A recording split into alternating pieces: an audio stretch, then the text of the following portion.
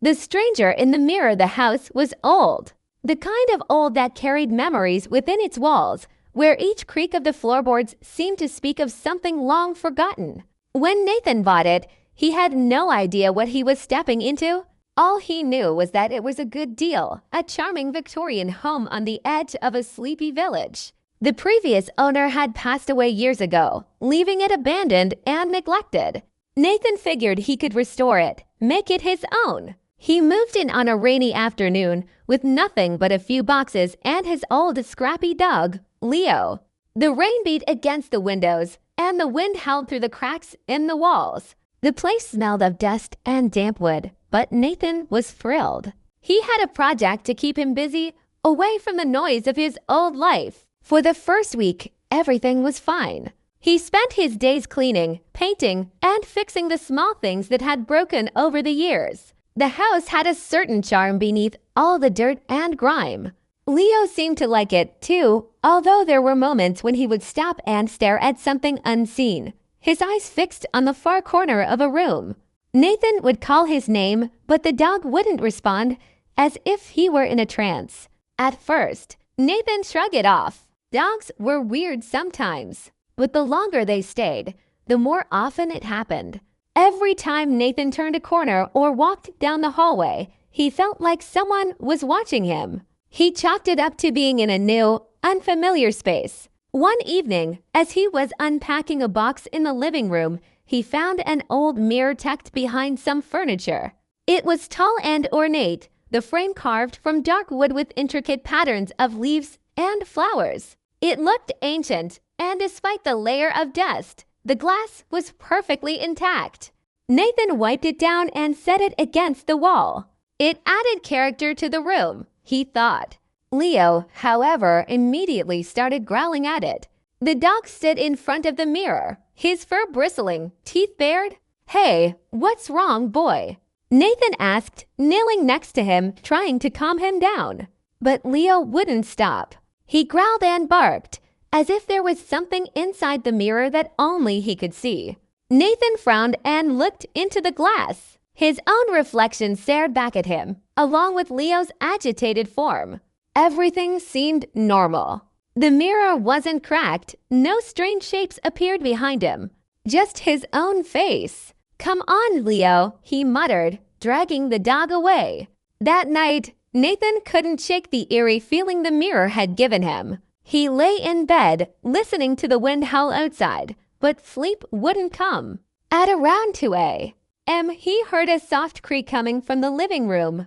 It was the sound of footsteps, someone walking slowly across the floorboards. His heart skipped a beat. He wasn't expecting anyone, and Leo, who usually slept at the foot of his bed, was nowhere to be seen. Nathan grabbed a flashlight and quietly got out of bed.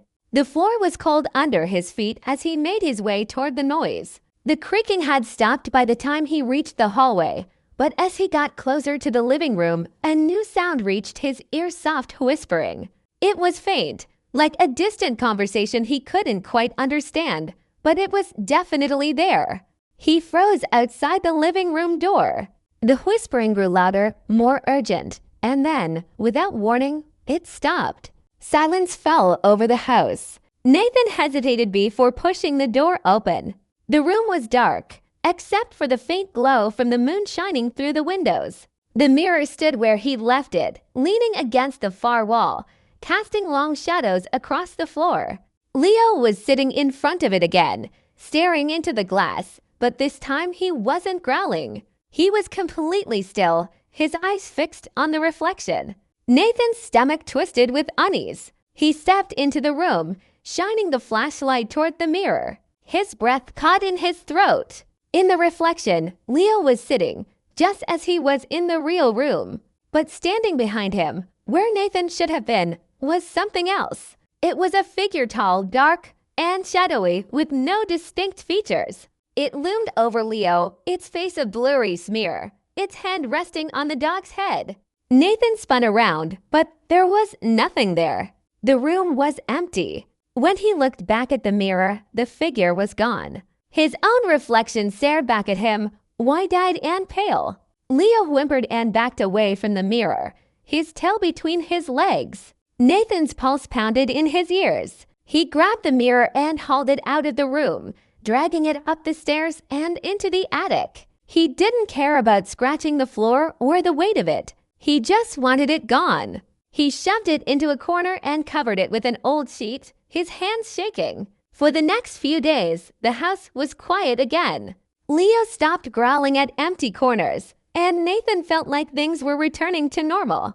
But he couldn't shake the feeling that the mirror was still there, hidden away in the attic, waiting for him. Then the dreams started. Every night, Nathan dreamed of the mirror. In his dreams, he stood in front of it, staring at his own reflection. But each time, the reflection didn't move like he did. It stood still, watching him with cold, lifeless eyes. And behind the reflection, the shadowy figure would appear, closer each time, until it was right behind him, its breath cold against his neck. He'd wake up drenched in sweat, his heart racing. But no matter how much he tried, he couldn't shake the dreams. They became more vivid, more real. The figure started whispering in his ear, its voice low and raspy, saying things he couldn't understand. After 2 weeks of sleepless nights, Nathan decided he couldn't take it anymore. The mirror had to go. He went up to the attic, a sense of dread settling over him as he opened the door. The sheet was still there, draped over the mirror, but something felt different. The air was heavier, colder. He hesitated, but then he ripped the sheet away. His heart dropped into his stomach. The mirror was cracked. A web of fractures spread across the glass, but in the center, staring back at him, was his own reflection. Except it wasn't him. The reflection grinned a wide and natural smile, its eyes dark and hollow. Nathan stumbled backward, his breath coming in short gasps. The reflection raised a hand, waving at him slowly. Then it spoke, its voice a raspy echo. "You can't leave." Nathan turned and ran, slamming the attic door behind him. He grabbed Leo and fled the house, not stopping until he was miles away, heart pounding in his chest. He didn't look back, didn't care about the belongings he left behind. That night, Nathan checked into a motel on the outskirts of town. Exhausted, he collapsed onto the bed, Leo lying next to him. For the first time in weeks, he felt safe. But as he drifted off to sleep, he heard it again. The soft creak of floorboards, and a whisper so faint, but unmistakable. "You can't leave. This should give."